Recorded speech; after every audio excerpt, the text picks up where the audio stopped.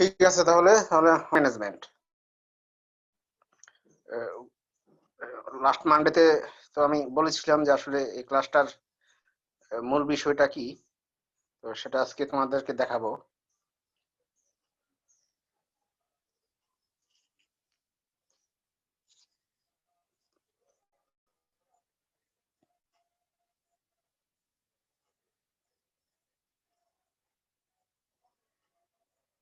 দেখতে পাচ্ছ সবাই? স্যার আমার এখানে জি নেটের স্যার। প্রবলেম, যদি অন্য কেউ, আচ্ছা গৌরব রেকর্ড করতে, ঠিক আছে স্যার। স্যার দেখা দেখো যাচ্ছে তো, স্যার। কেউ একজন বলো, দেখতে পাচ্ছ? জি স্যার। হ্যাঁ, জি স্যার। স্যার। আচ্ছা ঠিক আছে, আচ্ছা ঠিক আছে। আমাদের ক্লাসটা হলো প্রজেক্ট ম্যানেজমেন্ট। প্রজেক্ট ম্যানেজমেন্ট আসলে কি, সেটাই আসলে প্রজেক্ট ম্যানেজমেন্টটা হলো তুমি একটা সফটওয়্যার তৈরি করবা, তো সেটার জন্য তো একটা প্রজেক্ট তৈরি করতে হয়। হ্যাঁ, তো সেই প্রজেক্টটা কিভাবে ম্যানেজ করবা সেটাই হলো মূল জিনিস প্রজেক্ট ম্যানেজমেন্টে। তো সেই ম্যানেজমেন্টের জন্য যেই দুইটা জিনিস খুবই ইম্পর্টেন্ট, সেটা হলো বাজেট তৈরি করা আর শিডিউলিং তৈরি করা। এই দুইটা জিনিস হলো প্রজেক্ট ম্যানেজমেন্টের জন্য খুবই ইম্পর্টেন্ট দুইটা ফ্যাক্টর। হ্যাঁ, এই জায়গায় সেটাই বলা হয়েছে। দেখো যে প্রজেক্ট ম্যানেজমেন্টটা কি, we need software project management because in professional software engineering budget and scheduling are most important. হ্যাঁ, যেটা আমি বললাম যে বাজেট এন্ড শিডিউলিং খুবই ইম্পর্টেন্ট প্রজেক্ট ম্যানেজমেন্টে। This are set by the organisation developing the software. এটা সেট করবে হলো যেই অর্গানাইজেশন সেই সফটওয়্যারটা ডেভেলপ করবে সেই অর্গানাইজেশন। কে কে কে এটা সেট করবে? The software project manager job is to ensure that software project meets in its constant and delivers software which contributes to business goals. হ্যাঁ, এটা হলো মূলত সেট করবে হলো প্রজেক্ট ম্যানেজার। যে প্রজেক্টটা যে রান করবে সেই প্রজেক্টের যে ম্যানেজার থাকবে সে এই গোলটা সেট করবে, যে তোমার বাজেটটা কি হবে, শিডিউলিংটা কিভাবে কি করবে না করবে সেটা সে সেট করবে। এখন এই জায়গায় দেখো দেখানো হয়েছে যে সফটওয়্যার প্রজেক্ট ম্যানেজার আর ইঞ্জিনিয়ারের ভিতরে কি, মানে অন্যান্য ইঞ্জিনিয়ারিং প্রজেক্ট ম্যানেজারের ভিতরে পার্থক্যটা কি? হ্যাঁ, সফটওয়্যারের প্রজেক্ট ম্যানেজার আছে, আবার অন্যান্য ইঞ্জিনিয়ারিং সেক্টরগুলোরও আছে, সেগুলোর প্রজেক্ট ম্যানেজার আছে। দুইটার ভিতরে পার্থক্যটা কি? দুইটার ভিতরে পার্থক্য হলো সফটওয়্যার প্রজেক্ট ম্যানেজার যে তাকে ইনটেনজিবল একটা প্রোডাক্ট নিয়ে কাজ করতে হয়। ইনটেনজিবল মানে কি তোমরা জানো? জানো কেউ ইনটেনজিবল?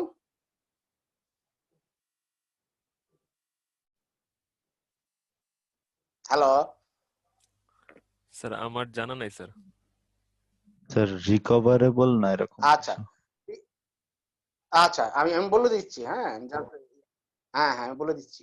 এখন এই দুইটা জিনিস আছে, একটা হলো ট্যানজিবল আর একটা হলো ইনট্যানজিবল। হ্যাঁ, একটা ট্যানজিবল হলো যেই বস্তুটাকে আমরা স্পর্শ করতে পারি। হ্যাঁ, যে যেমন ধরো সিভিল ইঞ্জিনিয়ারিং এর ক্ষেত্রে চিন্তা করো, একটা বিল্ডিং একটা প্রজেক্ট, হ্যাঁ, অথবা কোনো ইন্ডাস্ট্রি, সেটাও একটা প্রজেক্ট, সেটা স্ট্রাকচারটা তৈরি করতে হবে, তারা কিন্তু সেটা স্পর্শ করতে পারতেছে, দেখতে পারতেছে, ফিজিক্যাল এক্সিস্টেন্স আছে। হ্যাঁ, আর ইনটেনজিবল মানে হলো যেটাকে স্পর্শ করা যায় না, অস্তিত্ব আছে কিন্তু স্পর্শ করা যায় না। হ্যাঁ, সেটার ফিজিক্যাল এক্সিস্টেন্স সেরকম ভাবে নাই।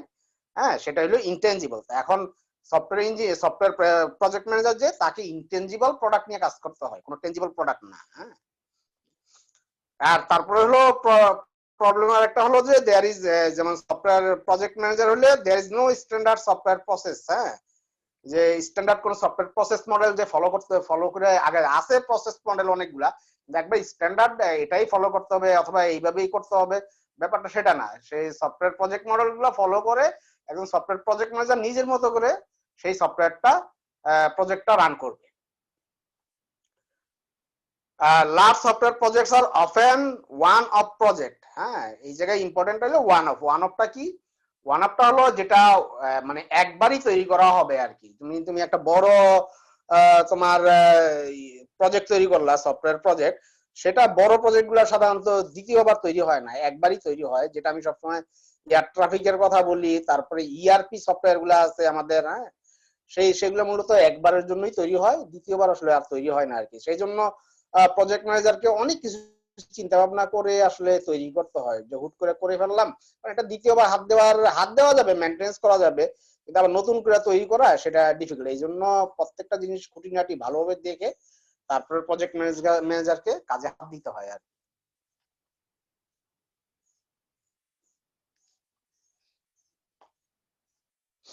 তারপরে ম্যানেজমেন্ট অ্যাক্টিভিটিস গুলা কি হবে, হ্যাঁ আমরা যখন প্রজেক্ট একটা রান করব তো সেটা কি কি অ্যাক্টিভিটিস গুলা করবে সেটা হলো প্রপোজাল। ফার্স্টে প্রজেক্টটা যখন নিবে তখন তাকে একটা প্রপোজাল রাইট করতে হবে, হ্যাঁ প্রপোজাল লিখতে হবে যে এই প্রজেক্টটা কি হবে না হবে, কিভাবে হবে না হবে, হ্যাঁ প্রজেক্টের খুঁটিনাটি যা আছে সেই জায়গায় মানে প্রথমে একটা ধারণা দিতে হবে যে প্রজেক্টটা কি হবে না হবে।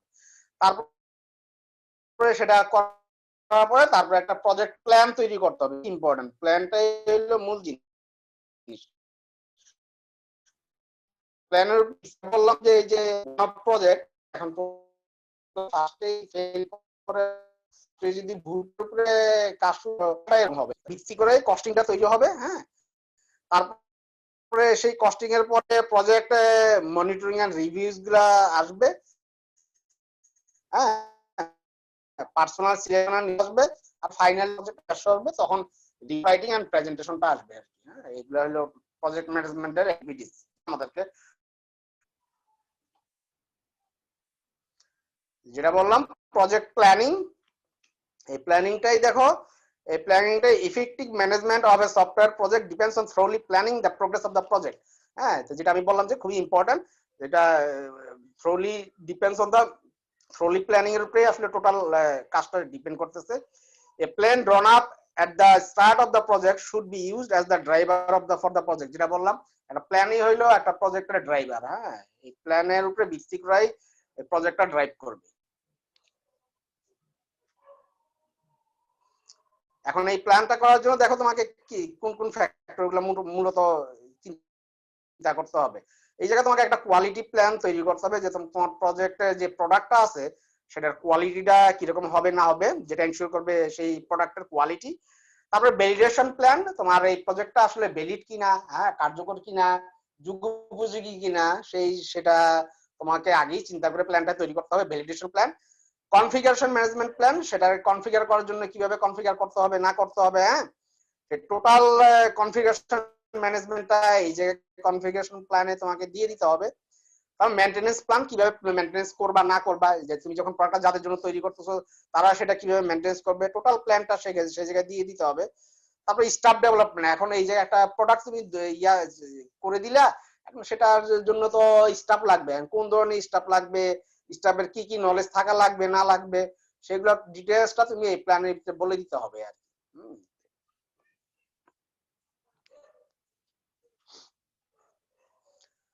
প্রজেক্ট প্ল্যানের জন্য দেখো তোমাকে কি কি ফলো করতে হবে। প্রজেক্ট প্ল্যানটা তৈরি করার জন্য তোমাকে ফার্স্টে তো অ্যাজ ইউজুয়াল একটা ইন্ট্রোডাকশন দিতে হবে। তারপরে প্রজেক্ট অর্গানাইজেশন, প্রজেক্টটা কিভাবে অর্গানাইজ করবা, হ্যাঁ সেটার একটা তুমি ফ্লো চার্ট দিয়েও দেখাইতে পারো, হ্যাঁ তারপরে অন্যান্য কোনো ডায়াগ্রাম দিয়ে দেখাইতে পারো যে তোমার প্রজেক্টটার অর্গানাইজেশন এইভাবে হবে না হবে। তারপরে এটাকে রিস্ক অ্যানালাইসিস, খুবই ইম্পর্টেন্ট, রিস্কটা অ্যানালাইসিস করতে হবে যে এই প্রজেক্টটা যে করবা এটাতে কোন কোন ধরনের রিস্ক অ্যারাইজ করতে পারে সেগুলো উল্লেখ করতে হবে। তারপর hardware and software resource requirement, হ্যাঁ যে হার্ডওয়্যার এন্ড সফটওয়্যার তোমার কি কি লাগবে সেই প্রজেক্টটা সেই প্রোডাক্টটাকে অ্যাকোমোডেট করার জন্য। তারপরে ওয়ার্ক ব্রেকডাউন, তোমার ওই যে কাজটা যে বড় একটা কাজ আছে সেটাকে তুমি কত ছোট ছোট ভাবে কিভাবে করবা না করবা সেই ব্রেকডাউনটা রাখতে হবে সেই ইয়াতে প্রজেক্ট প্ল্যানে। প্রজেক্ট শিডিউল অনেক ইম্পর্টেন্ট, যে প্রজেক্টটা তুমি কিভাবে কোন প্রসেসে কতদিনে শেষ করবা সেই শিডিউলিংটা। তারপর হলো লাস্ট হইলো শেষ করার পরে তারপরে মনিটরিং এন্ড রিপোর্টিং মেকানিজম, হ্যাঁ তোমার রিপোর্টিংটা কিভাবে হবে, মনিটরিংটা কিভাবে হবে না হবে সেগুলো রাখতে হবে। এই জায়গায় হলো এবার প্রজেক্ট সেগমেন্টেশন, এখন তুমি যে প্রজেক্টটাকে ইয়া করবে এখন সেগমেন্ট করবা, যেটা আমি গতকাল তোমাদের লাস্ট ক্লাসে সোমবারে বোধহয় হিন্টস দিয়েছিলাম। দুইটা ইয়ে আছে, মাইলস্টোনস আর হলো ডেলিভারেবল। হ্যাঁ এখন একটা প্রজেক্টকে সেগমেন্ট করার জন্য শুধু মাইলস্টোনস আর ডেলিভারেবলের উপর না, এটাতে ধরো টাস্ক সাব টাস্ক আছে, তো এই জায়গায় শুধু মেজর যেই জিনিসগুলো আছে সেগুলো দেখানো হয়েছে। মাইলস্টোন হলো ধরো একটা প্রজেক্টে, যেটা বললাম যে ব্রেকডাউন করা একটা প্রজেক্টকে ক্ষুদ্র ক্ষুদ্র ভাবে ভাগ করা, তো সেই একটা অংশ যখন শেষ হবে তখন মানে একটা মাইলস্টোন কমপ্লিট হওয়ার কি, মানে একটা অ্যাক্টিভিটি যখন শেষ হবে তখন একটা মাইলস্টোন অ্যাচিভ করা। হ্যাঁ আর যখন টোটালটা শেষ হয়ে যাবে অথবা একটা মেজর একটা পার্ট শেষ হয়ে যাবে যেটা প্রোডাক্টটাকে ইউজেবল করবে, তখন যখন তুমি ডেলিভারি দিবে তখন সেটাকে বলা হয় ডেলিভারেবল। আর মাইলস্টোনের আন্ডারে যে কাজগুলো হয় সেগুলো ধরো টাস্ক, সাব টাস্ক এইভাবে ভাগ করা হয়। তাইলে মাইলস্টোন হলো একটা অ্যাক্টিভিটি শেষ করার পরে একটা মাইলস্টোন অর্জন করা, হ্যাঁ। আর ডেলিভারেবল হলো একটা মেজর কাজ, মেজর প্রোডাক্টটাকে ইউজেবল করা অথবা পুরো প্রজেক্টটা শেষ করার পর যখন ডেলিভার দিবা তখন সেটাকে বলা হয় ডেলিভারেবল।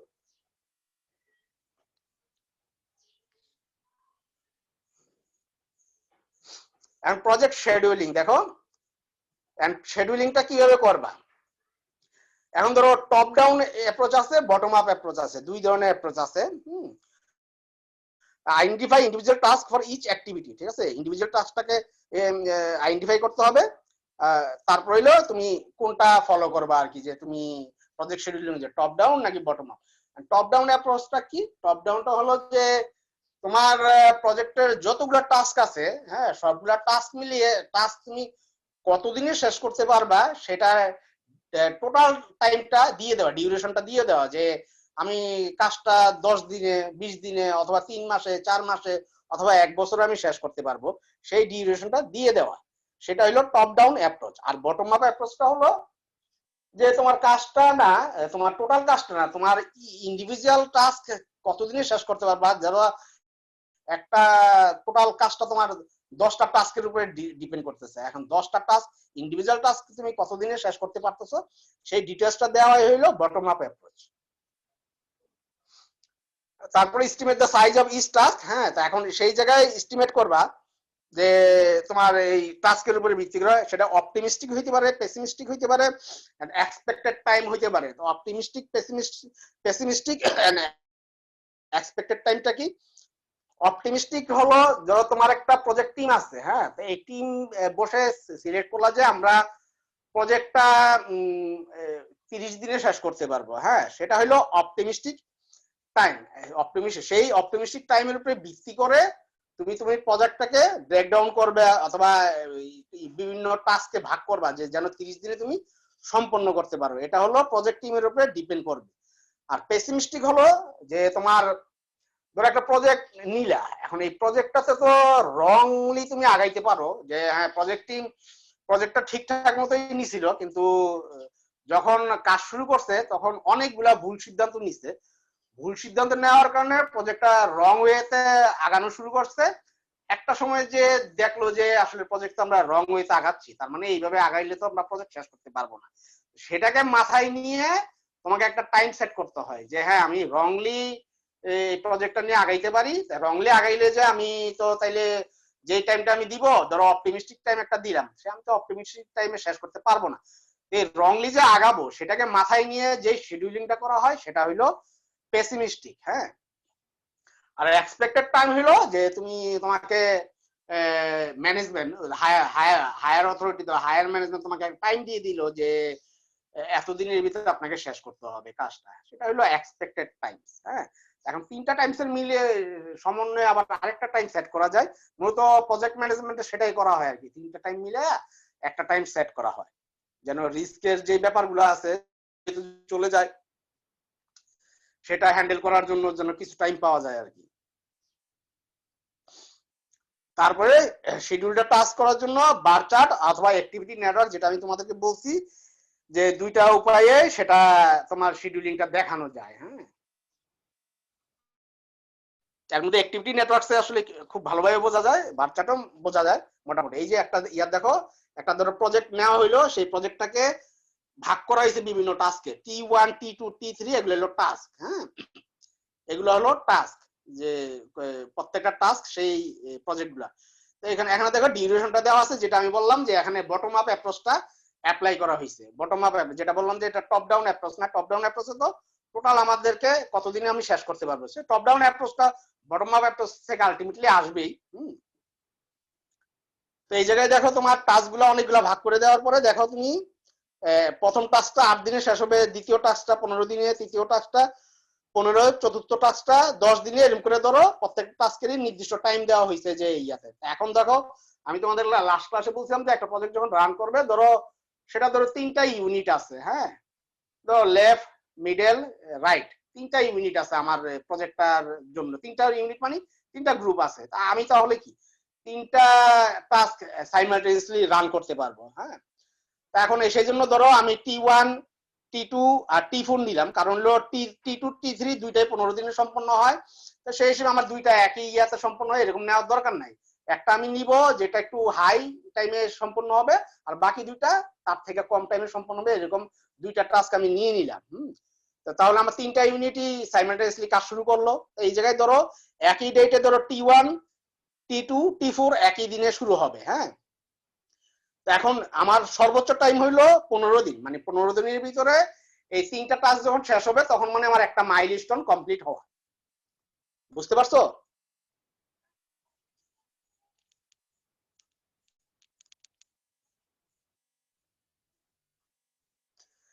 মানে আমি 3টা টাস্ক নিলাম, তো 3টা টাস্কের সর্বোচ্চ টাইম হলো আমার 15 দিন, 15 ওয়ার্কিং ডেজ, নট 15 দিন, 15 ওয়ার্কিং ডেজ। হ্যাঁ, এই 15 ওয়ার্কিং ডেজ এর ভিতরে যদি আমি শেষ করতে পারি তার মানে আমি একটা মাইলস্টোন কমপ্লিট করলাম। হ্যাঁ, সেই মাইলস্টোনের পর থেকে আমি তারপরে সেই মাইলস্টোনের যে ডেট হবে সেই ডেটের পর থেকে আমি আবার নতুন টাস্ক স্টার্ট করতে পারবো, অথবা পুরানো যে 8 দিনের পর থেকেও আমি স্টার্ট করতে পারবো। ঠিক আছে, নতুন টাস্ক মানে একটা টাস্ক শেষ হওয়ার পরে, বাট আমার সর্বোচ্চ টাইম পাবো হলো এই মাইলস্টোনে 15 দিন। তারপরে দেখো T2 T4 এই জায়গায় মাইলস্টোন T2 T4 হইলো আর মানে তুমি T5 এর ক্ষেত্রে দেখো, T5 এর ক্ষেত্রে হইলো T2 T4 টাস্ক তো শেষ হইতে হবে, মাইলস্টোন 2 নম্বর মাইলস্টোনটা অ্যাচিভ করতে হবে। 2 নম্বর মাইলস্টোনের যে ডেট থাকবে সেই ডেট থেকে আমরা তারপরের কাজগুলো স্টার্ট করতে পারবো। তার মানে T2 T4 তো শেষ করতেই হবে। আর T2 T4 এর ভিতরে ধরো একটা আগে শেষ হবে একটা পরে শেষ হবে। আমরা মাইলস্টোন ধরবো হইলো যে পরের কাজটা যখন শেষ হবে, সেটা যখন কমপ্লিট হবে, সেটা যেই ডেটে শেষ হইতেছে সেটাই হবে আমাদের মাইলস্টোন। এরকম করে সবগুলা কাজে ধরো সাইমালটেনিয়াসলি একটা কাজ শেষ হবে অথবা একটা মাইলস্টোন শেষ হবে, তুমি পরবর্তী কাজটা স্টার্ট করবা। এটা এটা তোমাদেরকে আপাতত শুধু এটা দেখো, ঠিক আছে? যখন আমি অ্যাক্টিভিটি ডায়াগ্রামটা এখন দেখাবো না, যখন ক্লাস শুরু হবে তখন অ্যাক্টিভিটি ডায়াগ্রামটা যখন দেখাবো তখন এটা তোমাদের আরো বেশি ক্লিয়ার হবে। হ্যাঁ,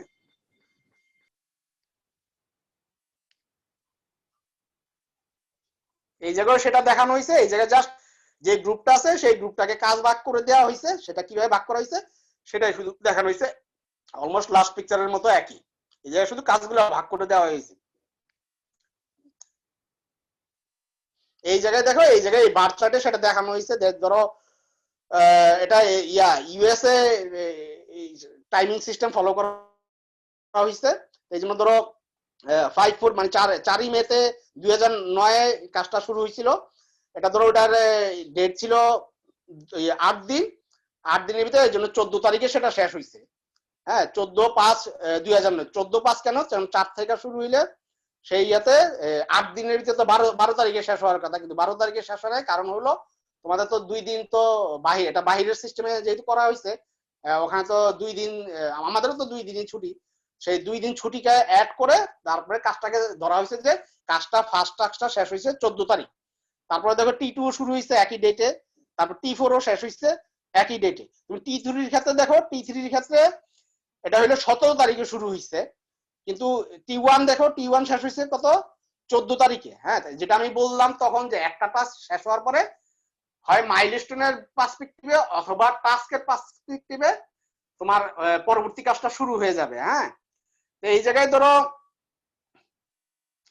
14 তারিখে শেষ হওয়ার পরে যেহেতু টাস্ক শেষ হয়েছে, হ্যাঁ, তো সেই হিসেবে T3টা শুরু হয়েছে 17 তারিখ থেকে, মানে 14 একটা টাস্ক ফার্স্ট টাস্কটা শেষ হওয়ার পর থেকে। হ্যাঁ, তো সেই ইয়াতে দেখো 17 তারিখ কেন, কারণ 14 তারিখের পরে দেখা যাচ্ছে আবার দুইটা অফ ডে এসে গেছে, এই জন্য 15-16, এই জন্য 17 তারিখ থেকে স্টার্ট হয়েছে।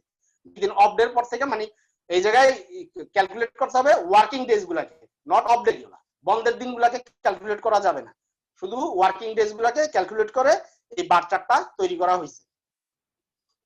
তো এই বার চার্টে ধরো তুমি নিজেও আবার একটু দেখবা পুরাটা, না বুঝলে আমাকে পরে বলো, আর তারপর যখন অ্যাক্টিভিটি ডায়াগ্রামটা দেখাবো তখন পুরাটাই আসলে ক্লিয়ার হবে আর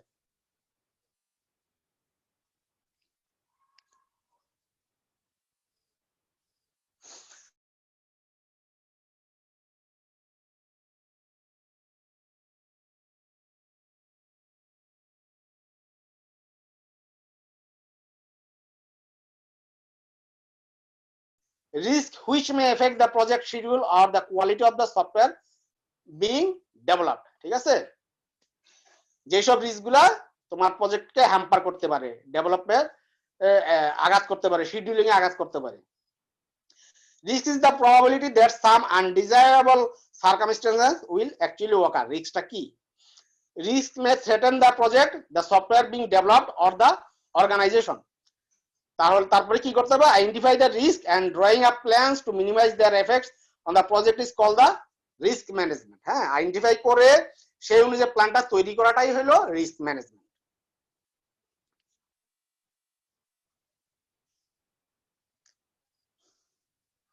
কয় ধরনের রিস্ক আছে সেটা দেখো।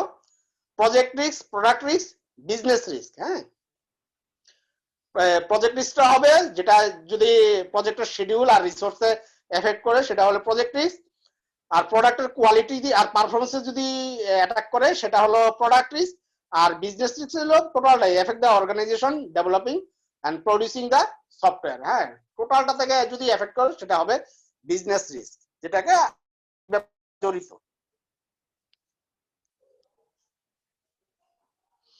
রিস্ক ম্যানেজমেন্ট প্রসেসটা দেখো। রিস্ক ম্যানেজমেন্ট প্রসেসটা তুমি কিভাবে করবা?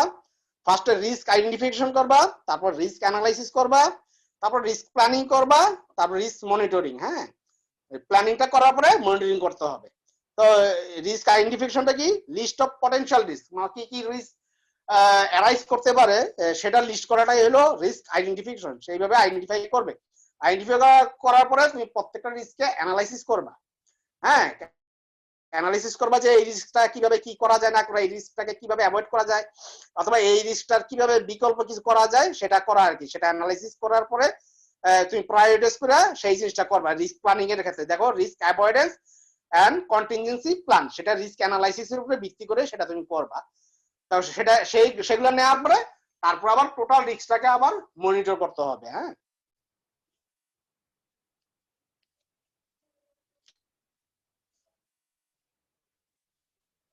এখন রিস্ক আইডেন্টিফিকেশনের ভিতরে কি হবে, কি কি? টেকনোলজি রিস্কটা আইডেন্টিফাই করা যাবে। পিপল রিস্ক, পিপলের রিস্ক থাকতে পারে। হ্যাঁ, যেমন স্টাফের সংকট থাকতে পারে, স্টাফের টেকনিক্যাল নলেজের অভাব থাকতে পারে। হ্যাঁ, আরো আদার্স অনেক রিস্ক থাকতে পারে। হঠাৎ করে শুরু করলা, টেকনিক্যাল রূপ চলে গেল, হ্যাঁ, সেই রিস্ক গুলা থাকতে পারে। অর্গানাইজেশনাল রিস্কের থাকতে পারে, টুল যেগুলা ইউজ করতো সেগুলোর রিস্ক থাকতে পারে।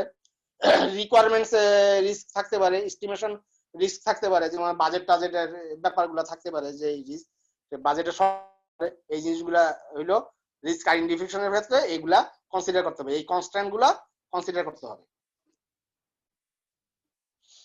তারপরে রিস্ক অ্যানালাইসিস। হ্যাঁ, তো রিস্ক অ্যানালাইসিসের এদের তুমি রিস্কটা কিভাবে অ্যানালাইসিস করবা। হ্যাঁ, তো এই জায়গায় রিস্ক অ্যানালাইসিস কিছু প্রসেস আছে, যেমন রিস্কের অ্যানালাইসিসের ব্যাপার যেগুলা, এগুলো আসলে এত বড়ই আছে, হয়তোবা দেখা যাবে যে 10-12টা লেকচার এটার উপরে দেওয়া যাবে আর কি। হ্যাঁ, এখন তারপরেও তোমার যে ইয়েটা আছে আমি জাস্ট সংক্ষেপে সেটা এখানে নিয়ে আসছি, যে রিস্কটা কিভাবে অ্যানালাইসিস করবা। তো তোমার এই জায়গায় ধরো রিস্কের প্রবাবিলিটিটা ইয়া করা হয়, যে তুমি একটা প্রোডাক্ট তৈরি করলা, সেই প্রোডাক্টটা ধরো 10 জনকে দিলা, সে 10 জনের ভিতরে এই প্রোডাক্টটা কয়জন তোমার ফল্টি পাইলো অথবা কয়জনের সমস্যা হইলো আর কি। তো সেগুলা ক্যালকুলেট করে একটা প্রবাবিলিটি ইয়া হয়। তাই সেটা যদি 10%-এর নিচে হয় তাহলে ভেরি লো, না সেটা কনসিডার করা দরকার নাই আর কি। আর 10 থেকে 25% হইলে লো, হ্যাঁ, মডারেট হইলো 25 থেকে 50%, হাই হইলো 50 থেকে 75%, আর ভেরি হাই হইলো যদি 75%-এর উপরে রিস্ক থাকে তাহলে সেটা হবে ভেরি হাই। তো এটার জন্য ধরো তোমার কিছু ইয়াস একটা রিস্ক রেট বের করার জন্য একটা সূত্র আছে, যে প্রবাবিলিটি ইনটু সিভিয়ারিটি নামে একটা সূত্র আছে, প্রবাবিলিটি ইনটু সিভিয়ারিটি। হ্যাঁ, প্রবাবিলিটিটা হইলো যে তোমার রিস্কটা কত পার্সেন্ট সেটা নিশ্চিত করা আর কি, যে তুমি যখন প্রোডাক্টটা দিবা সেই জায়গা থেকে বের করা হয় যে তোমার রিস্কটা কত পার্সেন্ট, সেটা কি 10%-এর উপরে নাকি 10%-এর নিচে নাকি 25%-এর উপরে, সেটা থেকে ধরো সেই একটা পার্সেন্টেজ বের করা হয়। আর তারপরে সেটা হলো যদি সেটাকে আরো অ্যানালাইসিস করা হয় যে the effects of the risk might be assessed as catastrophic, serious, tolerable and insignificant, এটাকে বলা হয় সিভিয়ারিটি। তোমার রিস্কটার কি সিভিয়ার নাকি নরমাল, হ্যাঁ সেটার উপরে সেটাকে ধরো 1 2 3 4 5 এইভাবে দিয়ে অ্যানালাইসিস করে প্রবাবিলিটি ইনটু সিভিয়ারিটিকে মাল্টিপ্লাই করে রিস্ক রেটটা বের করা হয়।